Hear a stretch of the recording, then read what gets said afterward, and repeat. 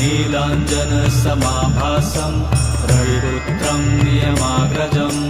छायामार्तण्डसम्भुतं तं नमामि शनैश्चरम् नीलाञ्जनसमाभासं रविपुत्रं नियमाग्रजं छायामार्तण्डसम्भुतं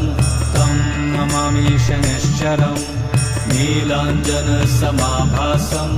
रविपुत्रं नियमाग्रजं छायामार्तण्डसम्भुतं तं नमामि शनैश्चरम् नीलाञ्जनसमाभासं रविपुत्रं नियमाग्रजं छायामार्तण्डसम्भुतं तं नमामि शनैश्चरम् नीलाञ्जनसमाभासं